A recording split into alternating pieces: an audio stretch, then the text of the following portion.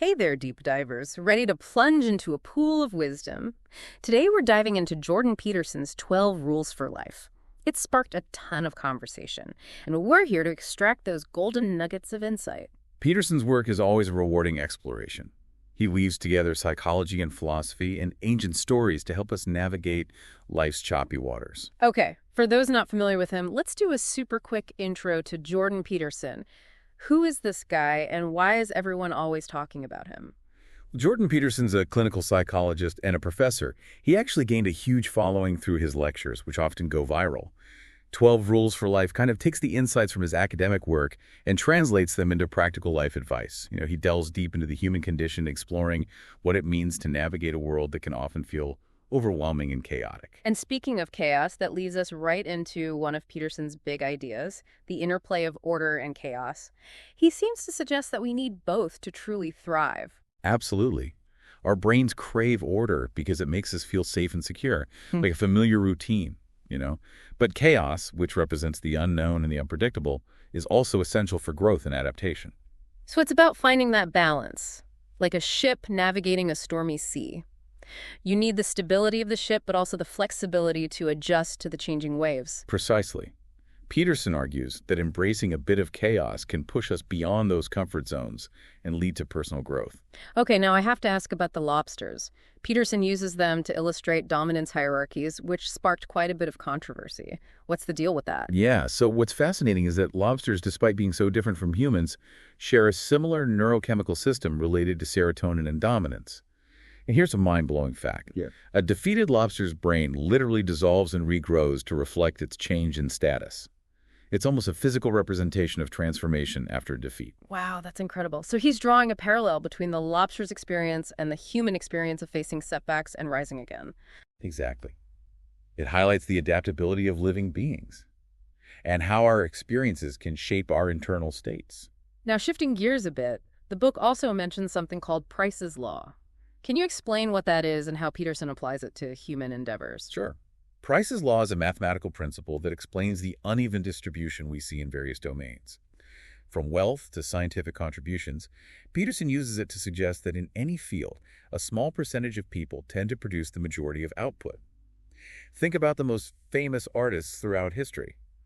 A handful of names likely come to mind, even though countless artists has existed. So it's like the 80-20 rule, but applied to achievement across different areas. That's a good way to put it. It's a fascinating observation about how success and contribution often cluster around a smaller subset of individuals within any given field. Now, Peterson also talks about this idea of an ancient brain counter, which sounds pretty intense. Can you shed some light on that concept? Okay. Think of the ancient brain counter as a metaphorical representation of our primal instincts and how they react to stress. For example, imagine someone experiencing stress due to low social status. Their ancient brain wired for survival might interpret this as a threat, just like our ancestors would have perceived danger in their environment.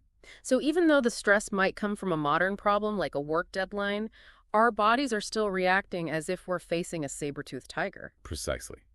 And this can trigger physical and psychological changes, like increased heart rate and anxiety. Peterson emphasizes that chronic stress from this perspective can really take a toll on our well-being, leading to a depletion of resources and negative health consequences. That makes a lot of sense. It's like our bodies are constantly on high alert, even when there's no real physical danger. Now, he also discusses positive feedback loops, which I usually associate with good things.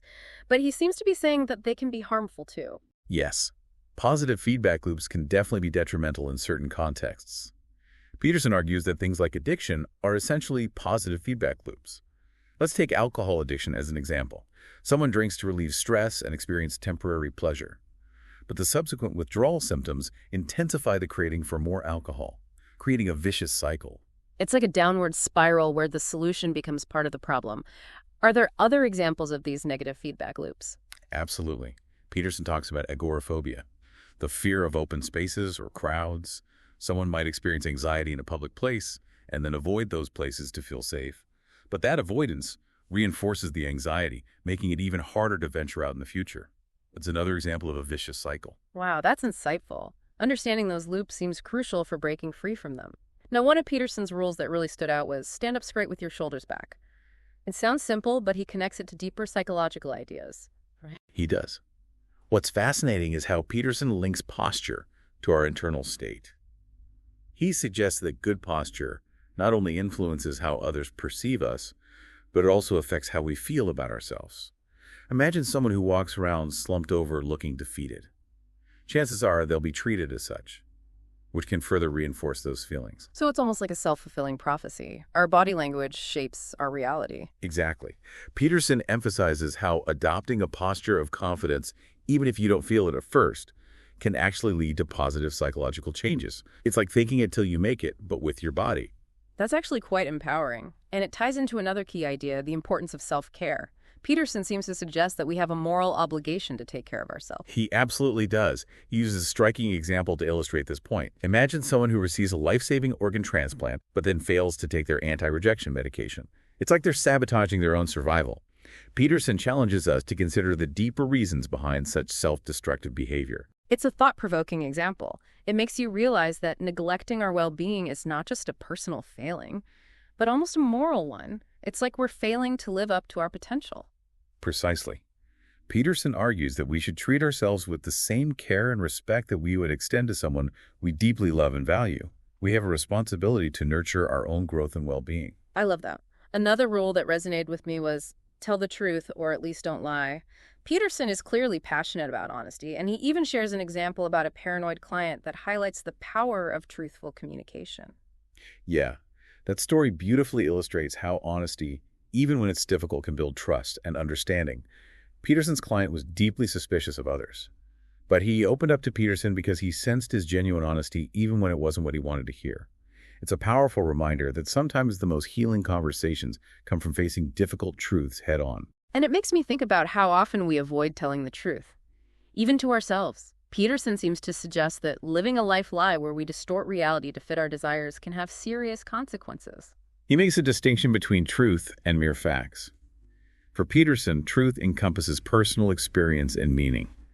When we lie, even small lies, we erode our ability to perceive reality accurately and make wise choices. It's like we're building a house of cards that will eventually collapse. Speaking of stories, Peterson also dives into the biblical tale of Adam and Eve in a way that's not your typical Sunday school lesson. Definitely not. He uses the story of Adam and Eve to explore archetypal themes of innocence knowledge and the emergence of self-consciousness. He sees the serpent as representing the inevitable introduction of chaos into the ordered world of paradise. It's like that moment when we realize life isn't always easy and we have to make difficult choices. Exactly. It's a representation of the transition from the innocence of childhood to the complexities of adulthood. And it makes you think about the idea of good and evil differently. Peterson suggests that knowledge of good and evil also comes with the capacity to understand and inflict suffering, which is quite profound. It is. Self-awareness is a double-edged sword. It allows us to experience great joy, but also exposes us to the depths of pain and sorrow. Now, shifting gears again, Peterson emphasizes the importance of discipline and finding meaning in life. He connects the delay of gratification concept to the biblical idea of sacrifice. That connection is fascinating. Yeah. He draws a parallel between the work ethic required for delaying gratification and the ancient rituals of sacrifice. Both involve giving up something in the present for a greater good in the future. It's like he's suggesting that embracing hardship, in a sense, is part of what makes life meaningful. And he poses this thought-provoking question: what would be the largest, most effective, most pleasing of all possible sacrifices? It challenges us to consider what we're truly willing to give up for a better future. It's a profound question that gets to the core of what Peterson believes is essential for finding meaning in life. It's about understanding that true fulfillment often comes from sacrificing immediate gratification for something greater than ourselves. Okay. Let's delve into a darker aspect. Peterson explores the shadow side of human nature, using the story of Cain and Abel to illustrate sibling rivalry and the potential for violence. This is where Peterson's work gets really thought-provoking. He sees the Cain and Abel story as representing the internal struggle between good and evil that exists within each of us. It's a reminder that we all have the capacity for darkness, and it's something we have to grapple with. And he draws a parallel between the biblical narrative and what we observe in chimpanzee behavior, which is pretty chilling. It suggests that violence and aggression might be more deeply ingrained in our nature than we like to admit. Yes. Peterson highlights the brutal potential inherent in primate social hierarchies. It's a sobering reminder that we're not so far removed from our primal ancestors as we might think. Now let's transition to a lighter topic. Peterson's rule, Do not bother children when they are skateboarding. Sounds funny, but he uses it to discuss some serious ideas about child rearing. This rule is one of the most intriguing in the book. Peterson emphasizes the importance of letting children explore and take risks, even if it makes us uncomfortable as parents. He believes that too much coddling and overprotection can actually hinder children's development. And he shares this captivating anecdote about throwing another child off the playground equipment to protect his daughter. It's not what you'd expect from a clinical psychologist, but it illustrates his point. That story captures Peterson's belief that children need to learn how to navigate social hierarchies and stand up for themselves. Sometimes protecting our children means letting them face challenges, even if it's hard for us to watch. It's a different approach to parenting than what we often see today. It makes you think about the long-term consequences of shielding children from discomfort and adversity. Peterson argues that children need to develop resilience and a sense of personal responsibility. He emphasizes discipline, clear rules, and teaching children accountability for their actions. I think that's something many parents struggle with today. But let's move on to one of the most challenging topics.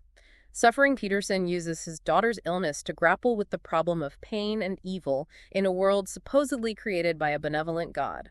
This is where Peterson's work gets deeply personal and profoundly philosophical. He doesn't shy away from difficult questions. He draws a parallel to Dostoevsky's character, Ivan Karamazov, who rejects God's world because of the inherent suffering it contains.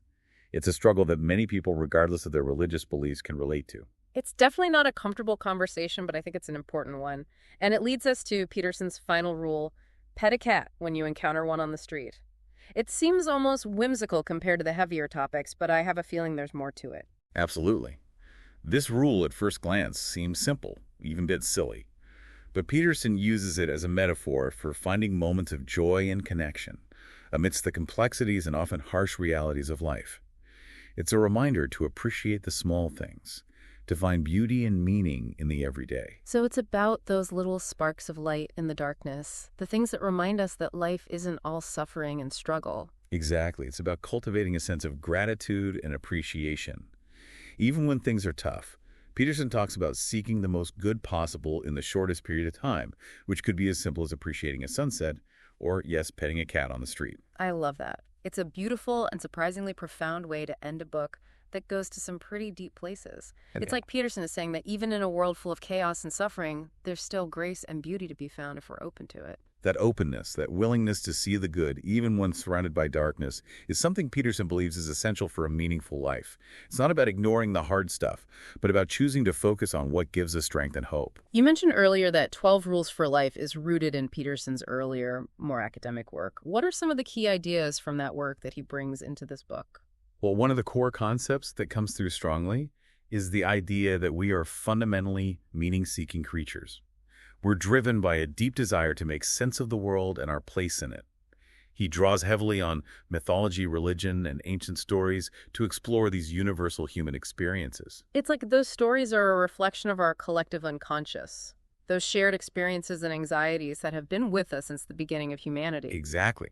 And Peterson believes that these stories can offer us profound insights into the human condition. He sees them as a source of wisdom and guidance, helping us navigate the complexities of life. So it's not just about understanding the stories themselves, but about what they reveal about our own psychology and the challenges we all face. Precisely. And this brings us to another key idea from Peterson's work: the importance of confronting our shadow selves. He argues that we all have a darker side, those aspects of ourselves that we tend to repress or deny. It's like that Jungian concept of the shadow.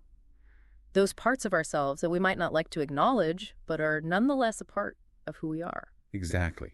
And Peterson believes that we need to confront those shadow selves, not to indulge them, but to understand them and integrate them into our personalities in a healthy way. So it's about acknowledging the darkness within us, not to be consumed by it, but to learn from it and grow stronger. That's right. And this ties into another key idea: the importance of taking responsibility for our lives. He argues that we are not simply victims of circumstance, but that we have the power to make choices and shape our own destinies. It's like that classic existentialist idea of freedom and responsibility. We are condemned to be free, and with that freedom comes the weight of having to make choices and bear the consequences. Exactly. Peterson believes that embracing that responsibility, even when it's difficult, is essential for living a meaningful life. It's about choosing to be active agents in our own lives, rather than passive recipients of whatever fate throws our way. That's really empowering. It's like he's saying that we are not simply pawns in some cosmic game, but that we have the power to create our own meaning and purpose. He absolutely is. And this leads us to another core idea from Peterson's work: the importance of finding and pursuing what he calls a meaningful goal. So it's not just about wandering aimlessly through life, but about having something to strive for, something that gives our lives direction and purpose. Exactly. Peterson believes that having a meaningful goal is essential for our psychological well-being. It gives us a sense of direction and motivation, and it helps us overcome challenges and setbacks. It's like that Nietzschean idea of the will to power, but channeled in a positive and productive direction. I see the connection. Peterson argues that we need to find something that truly inspires us, something that we're willing to put in the effort and make sacrifices for. And that goal doesn't have to be something grandiose or world-changing. It can be something as simple as becoming a good parent or mastering a craft. The important thing is that it's something that gives us a sense of purpose and makes us feel like we are contributing something valuable to the world. Absolutely. It's about finding that thing that makes us feel truly alive, that makes us want to get out of bed in the morning and face the challenges of the day. I love that. Now, Peterson's work has obviously resonated with a lot of people, but it's also been met with a fair amount of criticism. What are some of the main points of contention? That's an important point to address. Peterson's work is definitely polarizing, and there are a few reasons for that. One of the main criticisms is that he's been accused of promoting traditional gender roles and hierarchies. Some people feel that his emphasis on things like standing up straight with your shoulders back and taking on a dominant posture is rooted in outdated ideas about masculinity. It's like they're saying he's reinforcing a patriarchal system that oppresses women and marginalized groups. That's the essence of the critique. And to be fair, Peterson does draw heavily on traditional archetypes and often uses language that can seem to support traditional gender roles. But is it fair to say that he's intentionally promoting those roles, or is it more that he's using those archetypes as a framework for understanding human behavior? That's a complex question, and I think it's where a lot of the debate lies. Peterson's defenders would argue that he's simply acknowledging the reality of biological differences between men and women, and that he's not advocating for the suppression of women or any other group. They'd say he's simply offering a framework for understanding those differences and how they play out in society. So it's more about recognizing and understanding those differences rather than trying to erase them. That's the argument. And it's important to remember that Peterson is speaking from a psychological perspective, not a political one. His focus is on understanding the human psyche, not on dictating social norms or policies. That's a really important distinction. Now, another criticism is that Peterson's work is often seen as being too focused on individualism and self-reliance, to the detriment of collective action and social justice. That's another valid critique. Some people feel that Peterson's emphasis on personal responsibility can sometimes lead to a sort of blame the victim mentality where systemic issues and inequalities are overlooked. It's like they're saying that he's placing too much emphasis on individual effort and not enough on addressing the societal structures that create and perpetuate injustice. That's a fair summary of the criticism. And again, there's some validity to it. Yeah. Peterson does tend to focus on individual transformation as the primary path to a better world. But is it fair to say that he completely ignores the role of collective action?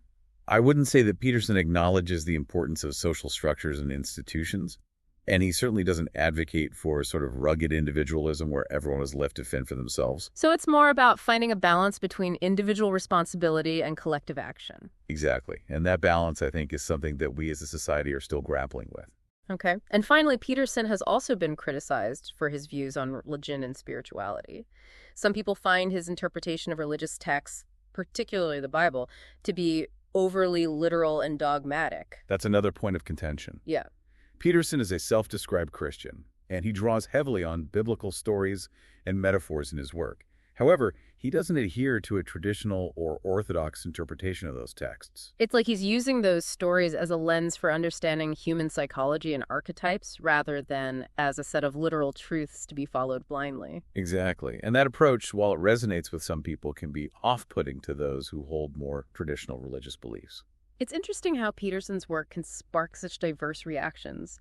It seems like people either love him or hate him, and there's not much room in between. It's true. He's become a cultural phenomenon, and his work has sparked countless debates and discussions, and I think that's part of what makes him so fascinating. Yeah. He challenges us to think critically about our own beliefs and assumptions. He's definitely not afraid to tackle the big questions. Now let's shift gears again and talk about some of the more intriguing ideas that Peterson explores in 12 Rules. One that really caught my attention was his discussion of the dominance hierarchy. It's a concept that often has negative connotations, but Peterson seems to be arguing that it's actually a fundamental aspect of human nature. This is where Peterson's work gets really interesting, and it's definitely one of the areas that has sparked the most debate. He argues that dominance hierarchies are not simply social constructs, but that they are deeply rooted in our biology. He even points to the animal kingdom, as we discussed earlier with the lobsters, to show how hierarchies exist in many species. It's like he's saying that our drive to compete and establish ourselves within a social hierarchy is as natural as eating or sleeping. Exactly. And he argues that this drive is not inherently bad. In fact, he believes that it can be a source of motivation and achievement. So it's not about suppressing that drive, but about channeling it in a positive and productive direction. Precisely. Peterson believes that we need to find healthy ways to express our competitive instincts, whether it's through sports business or creative pursuits. He argues that trying to eliminate hierarchies altogether is not only unrealistic, but potentially harmful. It's like he's saying that hierarchies, when they are based on competence and merit, can actually be beneficial for society. They create a structure that allows for specialization and the efficient allocation of resources. That's a key point. Peterson is not advocating for hierarchies based on arbitrary power or oppression. He believes that hierarchies should be based on competence, where those who are most skilled and capable rise to the top. It's like a system where those who are best suited to lead are given the opportunity to do so, and everyone benefits as a result. Now, another intriguing concept that Peterson explores is the idea of meaning as a source of suffering. It seems counterintuitive, but he makes a compelling case. This is one of the most profound insights in 12 Rules, and it really gets to the heart of what Peterson believes about the human condition. He argues that our capacity for meaning is also what makes us susceptible to suffering. It's like that old saying, ignorance is bliss. The more aware we are of the world and our place in it, the more we are exposed to the potential for pain and loss. Exactly. Peterson believes that our awareness of our own mortality, our finitude, and the inevitability of suffering is part of what makes us human. And he argues that trying to avoid that awareness, to shield ourselves from the hard truths of existence, only leads to more suffering in the long run. It's like he's saying that the path to a meaningful life is not about avoiding pain, but about confronting it head-on and finding a way to make peace with it. That's the essence of it. And he believes that facing our fears and anxieties rather than running from them is what allows us to grow and become stronger. It's a challenging message, but I think it's an incredibly empowering one. Now, another idea that Peterson emphasizes is the importance of telling the truth. It sounds simple, but he delves into some pretty deep philosophical territory with this one. He absolutely does. Peterson believes that truth-telling is not just about being honest in our interactions with others, but it's also about being honest with ourselves. It's about confronting our own biases and self-deceptions, those little lies we tell ourselves to make reality more palatable. Precisely. Peterson argues that those little lies, when they accumulate, can distort our perception of reality and lead us down a path of self-destruction. It's like we're building a false reality around ourselves, and eventually it's going to crumble, leaving us lost and disoriented. That's a great analogy. Yeah. And Peterson believes that truth-telling, even when it's painful, is the only way to break free from that self-deception and build a life that is grounded in reality. It's like he's saying that facing difficult truths, even when it's uncomfortable, is ultimately more liberating than living in a world of illusions. Absolutely. And he connects truth-telling to personal responsibility. Mm-hmm. He argues that when we are honest with ourselves about our shortcomings and mistakes, we are better equipped to learn from them and make better choices in the future. So it's about taking ownership of our lives, both the good and the bad, and using that awareness to move forward in a positive direction. Exactly. It's about recognizing that we are not perfect beings, that we will make mistakes, but that those mistakes don't have to define us. It's a message of hope and resilience, even in the face of our own imperfections. Now, one final idea that I wanted to touch on is Peterson's emphasis on finding meaning in the mundane dacian. It seems like he's saying that we don't need to climb mountains or achieve great things to live a fulfilling life. That's a beautiful and often overlooked aspect of Peterson's work. He argues that meaning can be found in the everyday, in the small acts of kindness and responsibility that we perform in our daily lives. It's like that old saying, bloom where you are planted. We don't need to wait for some grand adventure or extraordinary opportunity to find meaning. We can create it right here, right now, in the midst of our ordinary lives. Absolutely. And he connects this idea to the concept of order and chaos that we discussed earlier. He argues that finding order in our daily lives through routines and rituals can actually create the space for chaos, for creativity and spontaneity. It's like finding that sweet spot between structure and freedom where we have enough stability to feel grounded, but enough flexibility to explore and grow. Exactly. And he believes that this balance is essential for living a meaningful and fulfilling life. It's not about choosing one or the other, but about finding a way to integrate both order and chaos into our daily existence. That's a powerful message. It's like he's saying that we can find meaning and purpose in the everyday, in the small choices and actions that we take each day. We don't need to wait for some grand revelation or extraordinary event to create a life that matters. He absolutely is. Mm.